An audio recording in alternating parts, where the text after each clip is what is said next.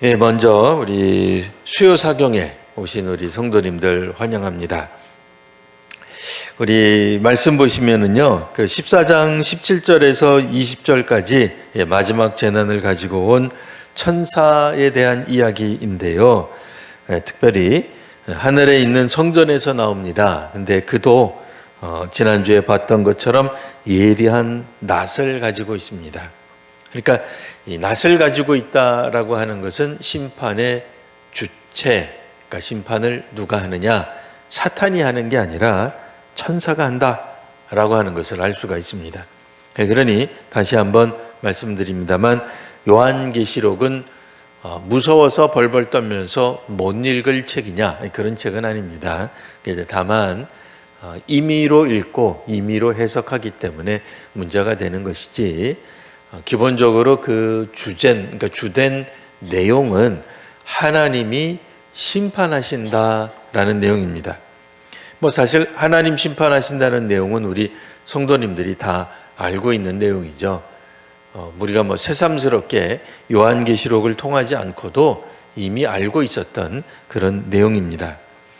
그러니까 지난주에 봤던 것은 그 예리한 낫을 가지고 땅에 곡식을 거두어 드리는 이제 이런 부분을 가지고 어떤 학자들은 이게 바로 휴거가 아니겠느냐, 하나님 믿는 백성들을 따로 하나님이 모으시는, 그러니까 그리스도께서 심판을 당하지 않게 하는 어떤 그런 모습 아니겠느냐라고 봤다면 17절에서 20절까지는 그와 반대되는, 이번에는 저주가 임하는, 그러니까 심판을 당하는, 우리 옛날 표현으로 빌리면 이제 지옥으로 가는, 이제 이렇게 이제 표현이 되겠습니다만, 사실 오늘 성경에는 지옥으로 가는 이제 그런 표현은 전혀 없습니다.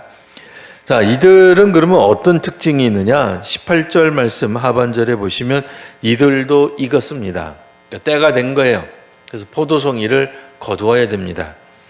오늘 예배 마치시고 1층 내려가셔서 저쪽 우리 그 화단 쪽을 한번 쭉 가보세요.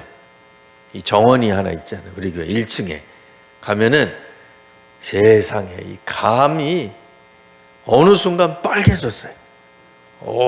이게 얼마 전까지만 하더라도 조그맣고 좀 커지긴 했어도 비바람이 불어서 떨어졌는지, 와서 새가 와서 떨어뜨렸는지, 아니면 성경적 용어로 빌리면 원수가 와서 떨어뜨렸는지 모르겠지만, 이게 제대로 안 익고 그냥 결실을 안 맺고 중간에 뚝뚝뚝뚝 떨어져 가지고 마음이 좀 그랬는데, 그래도 그 떨어진 걸 보면은 일부 빨갛지만 아직도 그냥 빨갛지는 않았는데, 오늘 이렇게 보니까 며칠 있다가 따도 될 것 같아요. 그럴 만큼 탐스럽게 우리 옆에 그 학원에서 안 따가야 되는데, 혹시라도 이거 우리 넘어왔으니까, 옛날 무슨 우화처럼 이거 우리 담장 넘어왔으니까 이건 우리 거다라고 주장할까봐 걱정이 될 만큼 올해는 그래도 많이 제법 열렸습니다.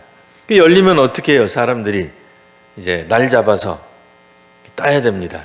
우리 교회에서 이 감나무는 또 약하고 그러기 때문에 괜히 나무까지 올라가다가 큰 사고가 날 수 있어서 이렇게 긴 막대 형태로 된 거 지난번에 구입했는데, 그 어디다 뒀는지 제가 잘 모르겠어요.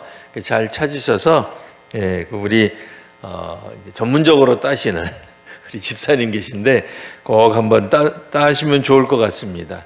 우리 10월 마지막 주에 추수감사 주일 예배 드릴 때 혹시라도 온 성도님들 하나씩 다 가져갈 수 있도록 이렇게 나눠드릴 수도 있지 않을까 싶을 만큼 많이 따졌어요. 근데 이거는 잘 따는 거고, 19절에 보시면 천사가 낫을 땅에 휘둘러 땅에 포도를 거두는데, 여기는 아예 대놓고 나와 있어요.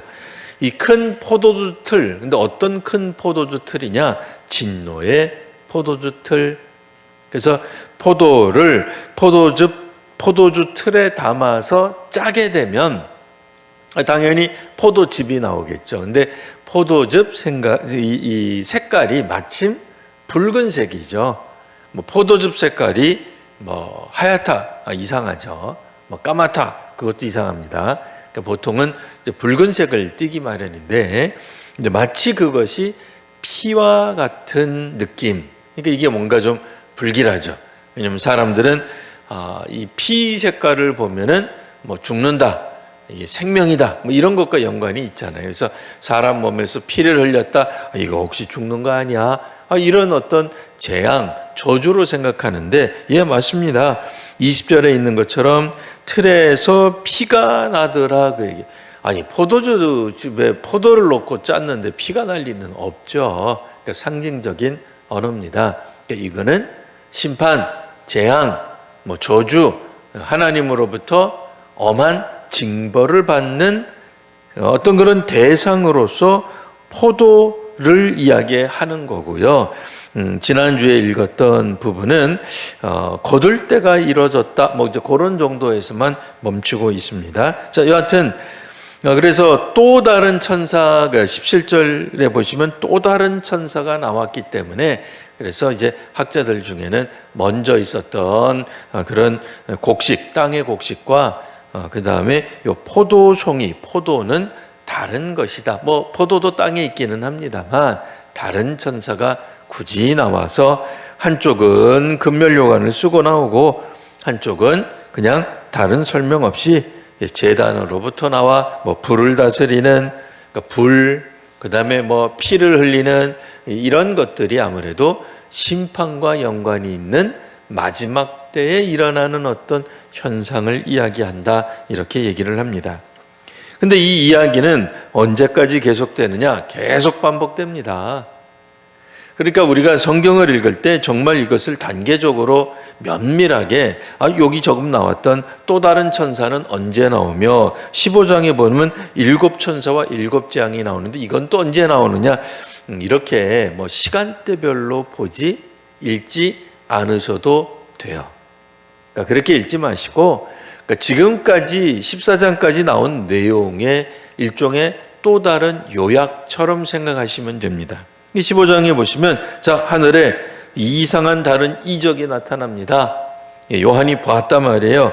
어떤 표적을 보았냐면 7천사가 7재앙을 가지고 나오는데, 뭐 그동안에도 뭐 어떤 두루마리가 나오고 인을 떼고 또 그것이 떼게 되면 어떤 현상이 벌어지고 그 현상 가운데서 뭐 인구의 3분의 1이 죽기도 하고 뭐 등등 여러 가지 것들이 나왔지만 결국 한 목소리로 하나의 주제로 어떻게 보면 계속 반복되고 있다라고 생각하실 수 있습니다. 전혀 다른 이야기가 나온다기보다는 같은 주제의 다른 이야기쯤으로 여기시면 돼요. 그래서 15장 1절 보시면 7천사와 7재앙, 그러니까 7이라고 하는 숫자는 이미 익숙해지셨죠. 완전수, 뭐 완전한 것, 이제 더는 없다, 뭐 그런 개념으로도 완전, 또 하나님의 신성에 가까운 신성을 표현할 때도 7, 뭐 이런 거 이야기했단 말이에요. 그래서 서양에는 행운을 뜻하는 숫자가 7이 되는 거죠. 사실 뭐 행운, 운과 하나님의 거룩하고는 상당히 차이가 있어요.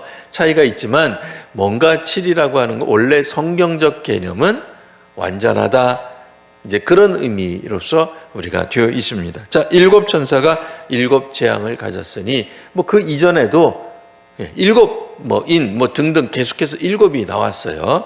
뭐 새삼스러운 게 아니죠. 자, 마지막 재앙이라. 자, 이제 마지막 재앙이다. 종말이다. 말세의 끝이다. 종말이요. 더 이상의 뭐는 없는 것처럼 그렇게 나오고 있습니다. 자, 하나님의 진노가 이것으로 마치리로다. 자, 여기서 나오는 진노의 주체는 누구예요? 하나님이에요. 그러니까 사탄이 진노하고 뭐 악이 창궐하고, 그러니까 악이 창궐한 게 있죠. 외웠겠어. 근데 악이 창궐한 것은 종말이나 심판이 아닙니다. 마지막 때에 악이 창궐하겠죠. 뭐 당연히 예수님 시대에도 사탄이 활동했는데요. 놀라운 일 아니죠? 예수님 시대에도 예수님을 사탄이 끌고 가서 유혹하고 시험하던 장면이 마태복음 4장에 버젓이 나옵니다. 뭐 놀랄 일이 아니에요. 그러니 마지막 때에 하나님의 백성, 하나님의 사람, 하나님의 제자들, 뭐 사도들, 교회에게 사탄의 공격이 더욱더 심각해지고 심화되는 것은 어떤 측면에서 보면 자연스러운 일이겠다라고 생각할 수 있습니다. 그러니 어떤 지역이든 영원히 부흥 성장을 이루었던 교회는 역사상 없어요. 그런 지역은 없어요. 예전에 한때 유럽이 기독교로 꽃피웠어요. 그러나 오늘 우리들이 생각할 때 유럽이 그렇게 기독교로 꽃피운가요? 막 교회가 차고 넘치던가요? 아니잖아요. 그러면 우리에게 주로 복음을 전해줬던 우리나라는 미국만 복음 전하는 건 아니에요. 미국 교회 이외에도 독일 교회, 호주 교회 이런 곳에서 캐나다 이런 곳에서 많은 선교사들이 예전에 140여 년 전쯤 그때 시작해가지고 우리 선교사 많이 왔습니다. 이전에 대동강변에 와서 순교했던 토마스 목사 같은 이들은 영국 선교사 출신이에요. 그러고 보면 유럽이나 각지에서 미국 등등 각지에서 우리 조선 땅에 복음을 증거했는데 그래도 우리들이 보통 알고 있기로는 미국 쪽에서 많이 왔다. 예, 맞습니다. 그것도 맞습니다. 그래서 미국이 막 부흥하고 막 회개 운동이 일어나서 미국 사회가 정말 복음으로 새로워지고 변화되던 시절이 있었어요. 없었다는 게 아닙니다. 그러나 지금의 미국 교회가 오늘날 우리들이 생각하는 것처럼 그렇게 영적이고 은혜롭고 막 성장하고 그런 교회들로 가득 차 있느냐? 아니단 말이에요. 오히려 지금은 미국 교회에서 한때 한국 교회를 배워야 되겠다고 이야기가 나올 정도로 한때는 한국 교회가 전 세계에 있어서 정말 유례 없는 성장을 보였던 교회였단 말이에요. 그러나 한국 교회가 그 성장을 여전히 지금 그렇게 누리고 있느냐? 아니죠.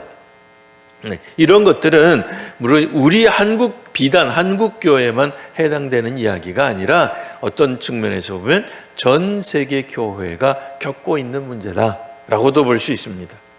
소위 말하는 세속화 문제에 교회들이 종종 넘어지곤 해요. 그러니까 이 세상이 가지고 있는 시대 정신이라든지 세상이 가지고 있는 문화를 우리 교회가 기독교 문화가 그들을 이끌지 못해, 선도하지 못해요.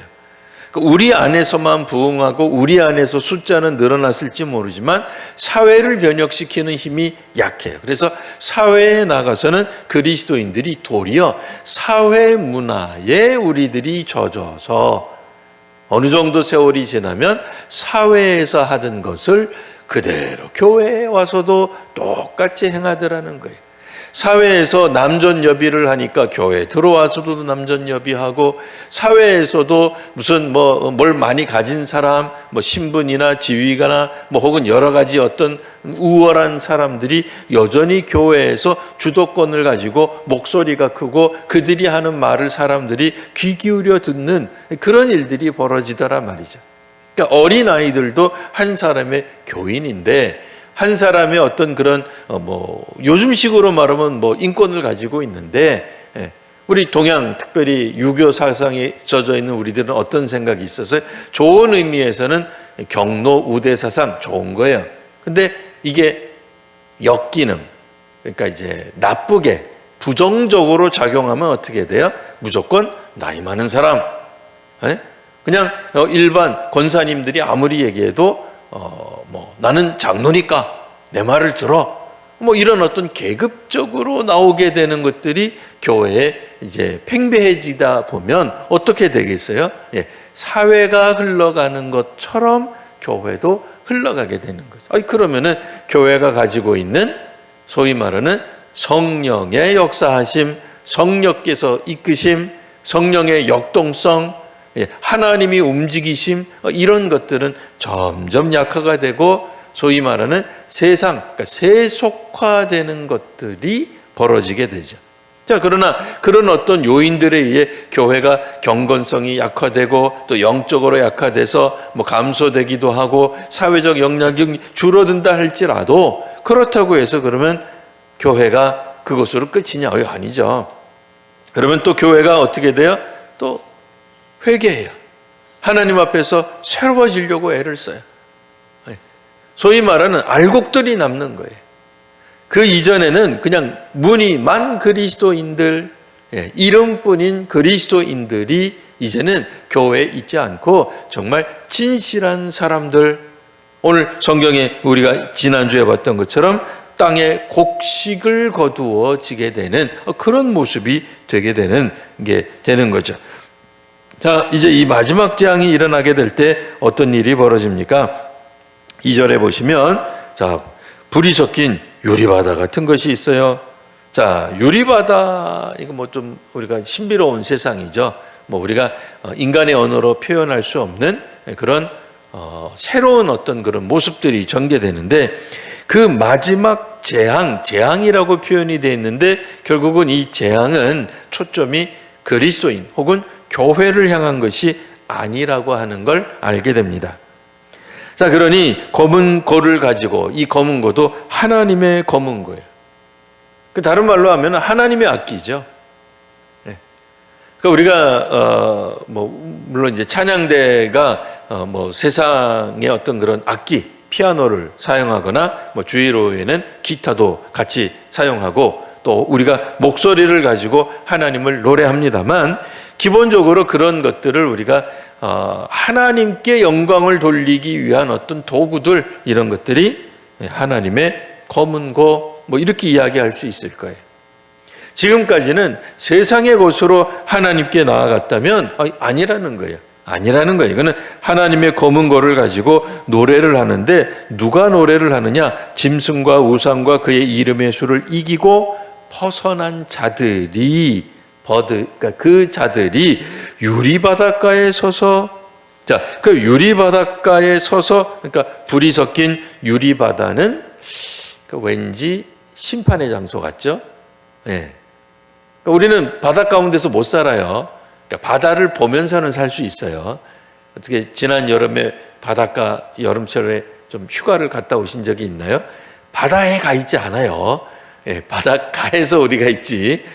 예, 바닷가에 있는 호텔에서 아침에 일어나서 바다를 보면 즐거운 거지. 눈 떴는데 바다 물 속에 있다. 그것도 불이 타고 있다.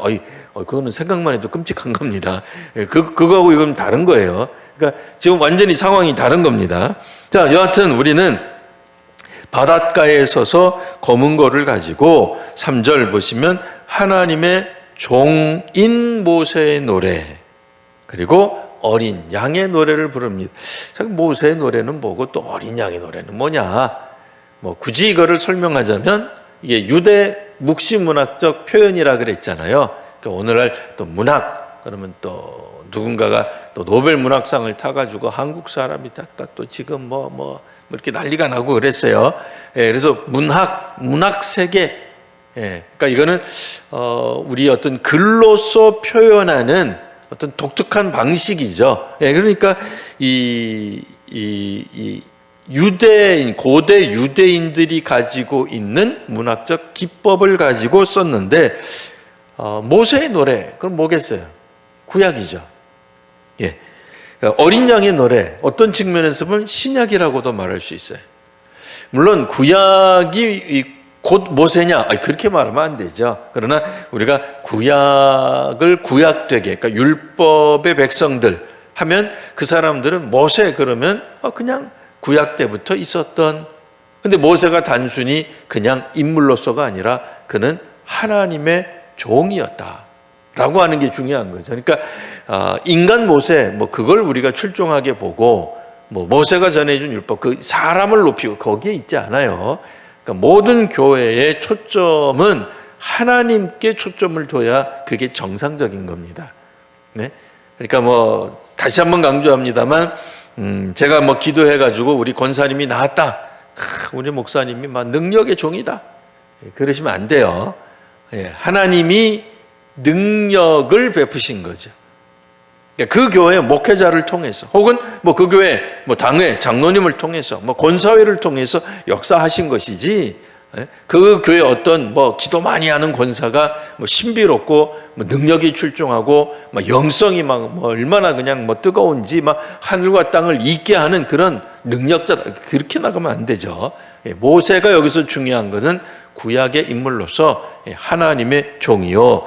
또 신약의 백성들은 이제는 모세라기보다는 어린 양 되시는 그리스도. 그러니까 이거는 신구약 혹은 예전의 성도와 지금의 성도 이렇게 우리가 통틀어서 이야기할 수 있습니다. 그러니 옛날에 믿어서 주 안에서 믿은 사람이나 또 지금 믿은 사람이나 할 것 없이 어떤 노래를 부르느냐? 그들의 신앙 고백, 우리들의 신앙 고백이기도 한 거예요. 현대를 살아가는 우리들의 신앙 고백이기도 한 거예요. 첫 번째가 뭐예요? 하나님은 전능하십니다. 하나님 하시는 일은 크고 놀랍습니다. 이게 고백이 될 수 있어야 돼요. 근데 이게 이제 실질적으로 적용되기가 어려운 게, 우리 한국교회가 날로 지금 숫자가 줄어들고 있는데, 그럼에도 우리가 전능하다라고 말을 하고 놀라우시다라고 말을 할 수 있는가? 당연히 그럴 수 있어야 되는 거죠. 하나님의 놀라우심, 하나님의 전능하심을 우리가 이야기할 수 있어야 돼요. 사실 우리 한 사람이 하나님을 믿는 것도 놀라운 일이에요. 우리 가족이 하나님 믿는 것도 놀라운 일이에요. 맨 처음에 우리가 주님을 믿었을 때를 다시 한번 기억해 보면 우리가 무엇을 고백했어요? 역대 우리들은 예수 믿지 않았던 가문에서 자랐어요. 역대 믿지 않았던 나라에서 살았어요. 아니, 모태신앙 4대째라 하더라도 그럼 4대째 이전에는 어땠다는 거예요? 안 믿었죠. 안 믿었죠. 그렇잖아요. 4대 이전에는 안 믿었죠. 4대 이전에 교회 있었어요? 조선시대? 없었죠. 그런데 믿었어요. 그 놀라운 일이죠. 그게 능력이죠. 이게 어떻게 가능합니까? 아니, 예루살렘에서 한국이 얼마나 먼데, 이게 불가능한 일이잖아요. 그런데 믿게 된 거예요. 그러니까 우리가 물론 전도할 때 천하보다 한 영혼이 귀하다. 그래서 어떻게든 한 영혼을 우리가 복음을 전도하려고 그건 이제 순수하고 또 전도를 위한 마음에서 그 정말 귀한 마음입니다. 그러나 전도가 안 되는 시대, 전도가 어려운 시대, 이런 시대에 우리가 노력하지 않아서 안 되는 게 아니라 지금도 주께 믿음을 고백하면 남아있는 그 영혼은 어떤 영혼이에요? 천하보다 귀한 영혼인 거예요. 근데 사람들이 그렇게 생각 안 해요. 그래서 남아있는 영혼들에 대한 가치를 부여하기보다는 비어있는 것에 대한 안타까움을 얘기해요. 물론 저도 한때 이 예배당이 꽉꽉 찼을 때를 생각한다면 비어있는 거 보면 마음이 허하죠. 그러나 사실은 뭐예요? 원래 우리 조선교회는 없었는데 생긴 거라니까요. 우리 집안에 누구도 예수 안 믿었는데 오늘날 우리가 믿기 시작한 거라니까요. 그러니까 그 관점에서 보기 시작하면 여전히 놀라운 일이고 하나님은 능력의 하나님이신 거예요. 그리고 귀한 거예요. 그래서 만국의 왕이시며 주의 길은 의롭고 참되신 겁니다. 그러니까 지금도 비록 예전에 그럼 비교죠, 비교. 그러면 그렇게 말하기 시작하면 옛날엔 우리 건강했잖아요. 근데 지금은 건강한 분 손 들어보세요. 아닙니다. 분명히 작년보다 올해가 좀 신통치 않습니다. 왠지 몰라도 점점 나빠지는 것 같습니다. 병원에 가는 횟수가 점점 늘고 있습니다. 목사님 만나는 것보다 그러면 안 되지만 의사 선생님 만나는 게 더 많은 것 같습니다. 그러면 안 되지만 그게 우리 현실이잖아요. 그럼 하나님의 그 축복이 점점 우리에게서 떠나가는 거예요. 우리가 날로 노쇠해지고 약해지고 죽음이 가까워지고 외워도 잘 안 되고 돈도 옛날만큼 못 벌고 건강도 안 되고 생각대로 우리 몸도 안 움직여지고 내 영향력도 점점 사라지고 애들도 내 말 안 듣고 이렇게 되면은 그거 아니잖아요. 그렇지 않습니다. 자, 그래서 뭐라고 얘기해요? 4절, 주여 누가 주의 이름을 두려워하지 아니하며 영화롭게 하지 아니하오리까? 우리는 여전히 소수의 사람이 남았다 할지라도 우리는 주님의 이름을 경외합니다. 그리고 주님을 영화롭게 합니다. 단지 이 사람이 많은 것으로 하나님이 기뻐하신다라고 생각하지 마십시오.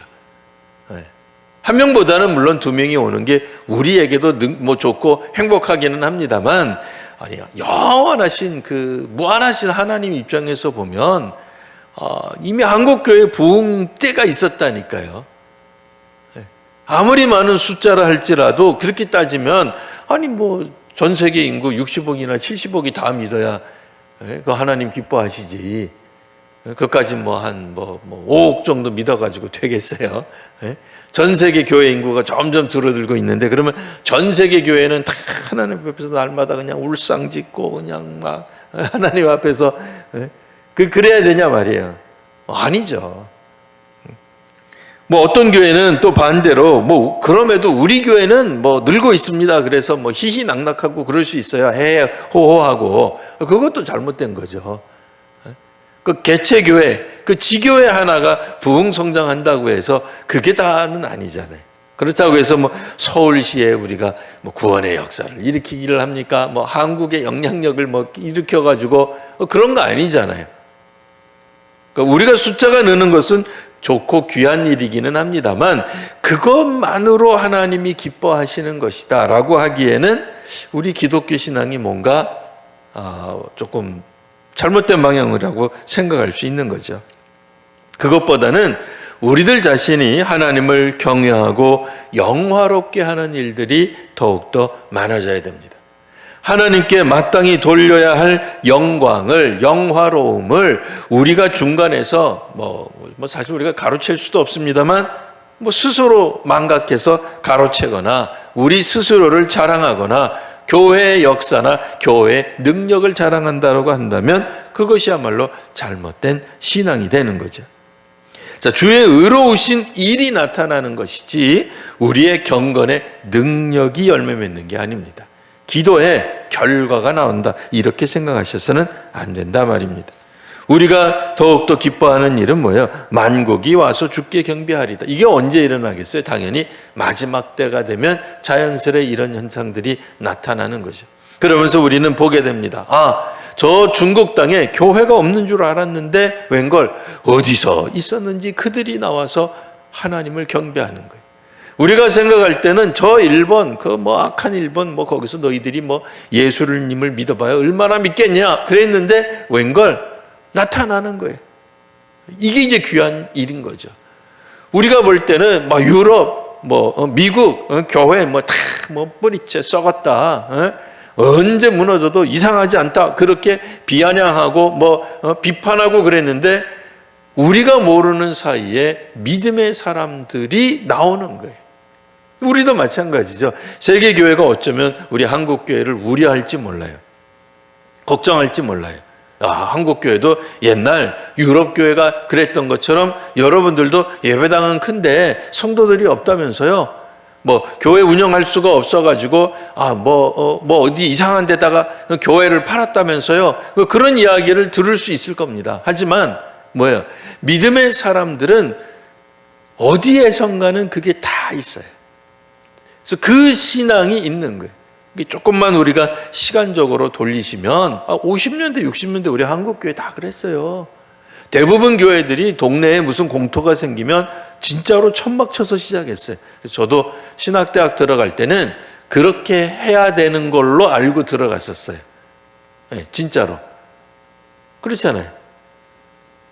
지하 빌려서 우리 교회 어떤 장로님이나 권사님이나 집사님이 운영하는 어떤 건물에 한 칸 빌려서 개척교회로 시작해야만 하는 곳으로 알고 저도 신학대학에 들어갔어요. 근데 들어갔는데 이제 나중에 목사가 되는 조건이 이제 바뀌었죠. 그래서 처음에는 반드시 개척, 단독 목회를 해야만 목사가 되던 시절에 저도 신학대학에 들어갔어요.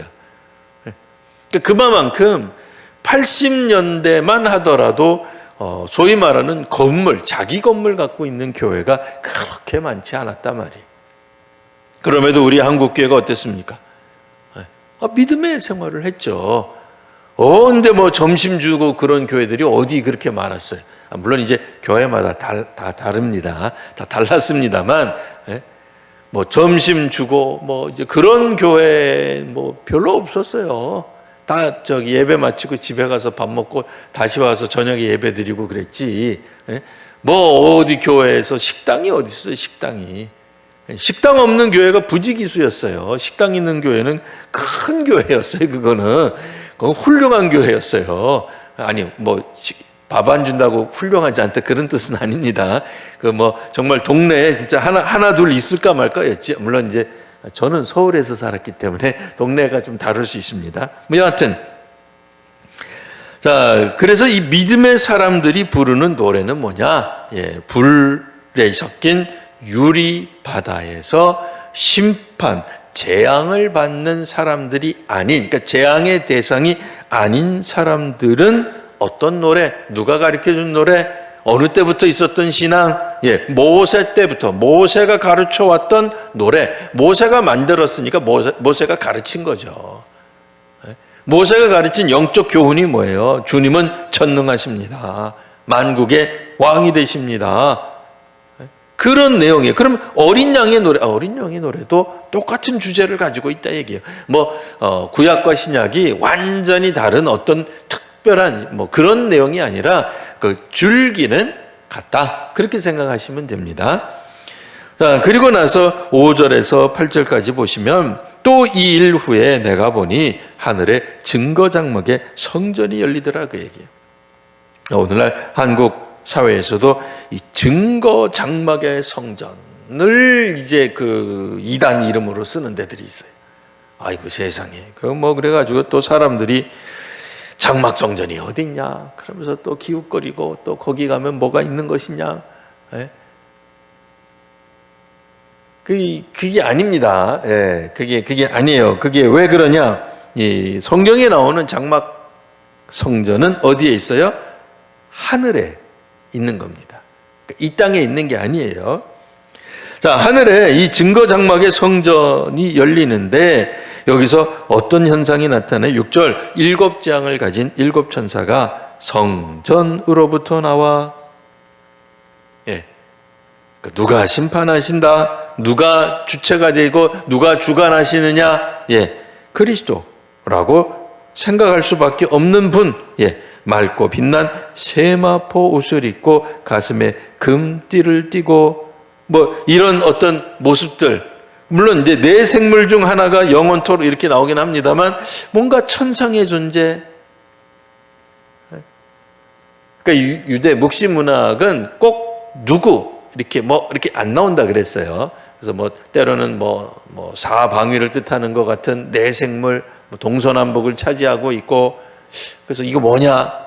정말 천국에 가면은 주님 외에 네 개가 있고 또 그 옆에 또 뭐가 있고 또 뭐가 있고, 너무 그렇게 생각 안 하셔도 돼요. 그렇게 생각하지 마시고 유대 묵시 문학적 표현으로 이해하셔서 이거는 어떤 사탄이 지배하는 세계가 아니라, 그러니까 불과 우리가 얼마 전만 하더라도 짐승의 수라든지 666이라든지 이런 것들을 통해서 분명 짐승이나 옛 뱀, 용이 상당히 어떤 그런 권한을 가지고 영향력을 끼치는 세상의 어떤 권력, 공권력, 어떤 힘 이런 것들에 대한 이야기가 있었지만 마지막 때, 정작 마지막 때까지도 그들이 그러면 영향력을 끼친 아니라는 거예요.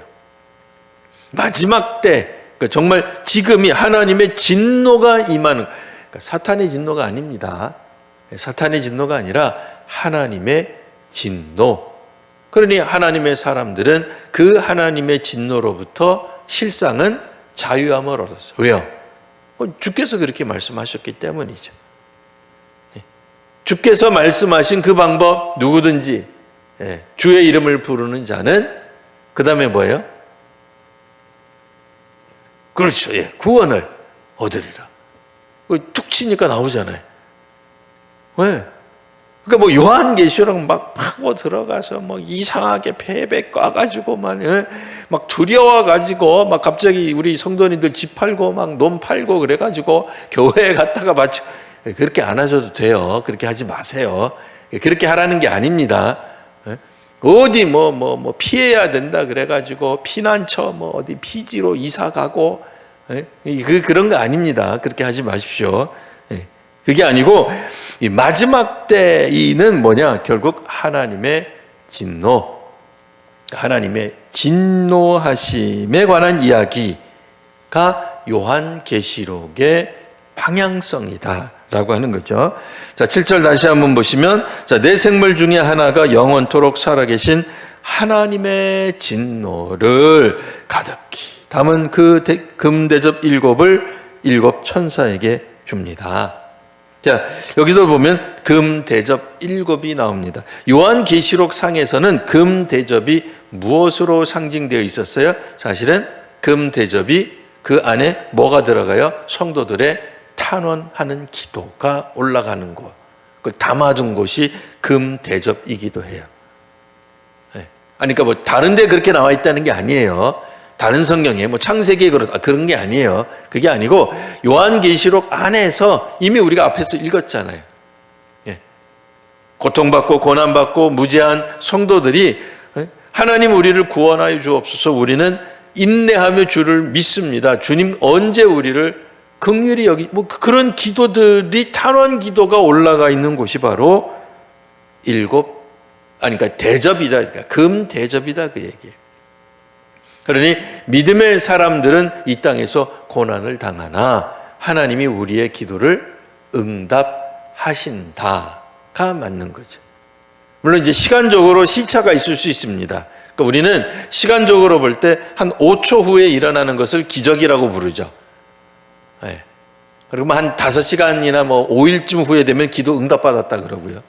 이해되세요? 5초 후에 빡 하고 나타나면 기적이다 이제 이러고, 뭐 한 5시간이나 5일 후쯤 일어나면 하나님의 은혜라고 얘기하고, 50년이나 500년 후쯤 일어나면 기억을 못하니까 그때는 우리가 뭐 죽었을 테니까, 개인으로는 죽었을 테니까 하나님 응답 안 하신다 그러는데 그렇지 않습니다. 기본적으로 하나님 응답하시죠. 응답하십니다. 오늘 성경에 나와 있듯이. 그래서 금대접 7을 7 천사에게 주는 일이 벌어지게 됩니다. 그러면 8절, 하나님의 영광과 능력으로, 하나님은 영광 또 능력 가운데 계시고요, 성전에 연기가 가득 찹니다. 구름이 가득 찹니다. 이거 하나님의 임재 현상이라 그랬죠. 하나님이 성전에 계세요.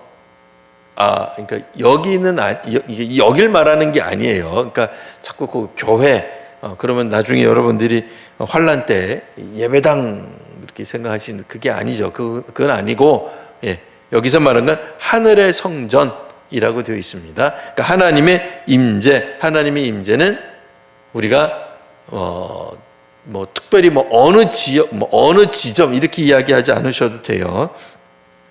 자, 성전에 연기가 가득 차매 하나님의 임재가 있습니다. 7 천사의 7 재앙이 마치기까지는 성전에 능히 들어갈 자가 없습니다. 왜? 그곳은 하나님이 임재하시고 하나님이 다스리시고 하나님이 통치하시고, 그리고 무언가 일이 일어나기 전, 그러니까 완결되기까지 누군가가 들어가서 회방할 수도 없어요.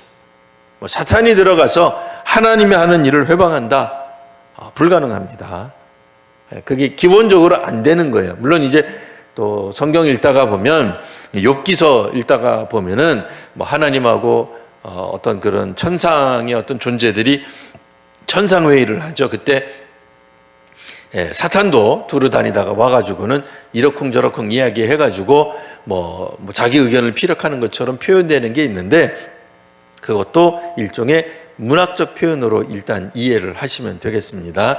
하나님의 천상회의에 사탄이 발언권을 가지고 앉아있다 이렇게 생각하면 되게 이상해요. 그렇게 생각하지 마세요. 그렇게 생각하지 마시고, 그러니까 그거 빼고요. 오늘 그러니까 그런 생각이 서로 있다손 치더라도 라는 얘기입니다. 그런 생각들이 있다손 치더라도 이제는 하나님의 절대적인 주권에 의해서 일어나는 이 마지막 심판에는 그 어떤 천상의 존재도, 혹은 뭐 하늘의 존재든 하늘에서 쫓겨난 타락한 존재든 뭐가 되었든 그 어떤 존재도 거기 들어갈 수 없어요. 그러니까 뭐예요? 전적으로 하나님의 의지, 하나님의 능력, 하나님의 주도권 아래서 벌어지는 것이다. 자, 이쯤 되면 믿음의 사람들은 뭐가 돼야 돼요? 이때는 사실은 구원의 날이요, 승리의 날이요, 찬송의 날이 되는 거죠. 이게 왜 억울하고 무섭고 두렵고 도망쳐야 되고 숨어야 되는 날입니까? 아니에요. 그러니까 우리가 성경을 읽고 또 읽기 시작하면 물론 7 천사의 7 재앙, 그러니까 벌써부터 막 눌려요. 이 재앙이 임하는 날. 그러나 조금 더 다시 한번 눈을 크게 뜨고 보면 재앙이 마치기까지는 성전에 능히 못 들어. 아무도 못. 왜요? 하나님이 임재하시니까.